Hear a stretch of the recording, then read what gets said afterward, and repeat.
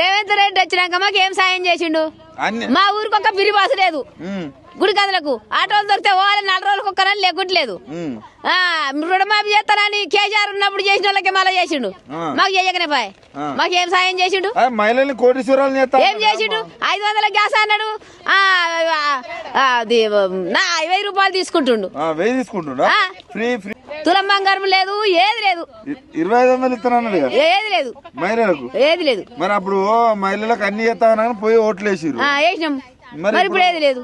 ఇప్పుడు ఏది లేదా? ఏది లేదు. మరి ఆయన మీటింగ్లు పెడతాడు కదా, జిల్లాకు మీటింగ్ జిల్లా మీటింగ్ పెడితే ఎవరు చూస్తుర్రో ఎవరు పోతుర్రో. మేమేం మాకేం అవసరం సార్, మాకు సాయం చేయండి, మేము ఎందుకు మీటింగ్ పోతాం? మేము ఇప్పుడు గుడికాందులు ఎక్కడ గీడికెడికి అడికి వచ్చినాం, మాకు లేక. మాకేం సాయం చేసిండు? ఏం సాయం చేయలేదా? చేయలే. కేసీఆర్ ఉన్నప్పుడు ఇది రుణమాఫీ చేసిండు, ఇంత పింఛన్ ఇచ్చిండు, ఇది నీళ్ళు అదో ఇదో చేసిండు. మాకు ఇప్పుడు ఏం లేదు. రేవంత్ రెడ్డి వచ్చినాక మాకు రూపాయి వస్తే మాకు లేదు. ఇందిరమ్మ ఇల్లు ఇందిరమ్మ ఇల్లు ఇస్తా అంటుండు, కట్టుకునే వాళ్ళకి ఇస్తారంటుండు.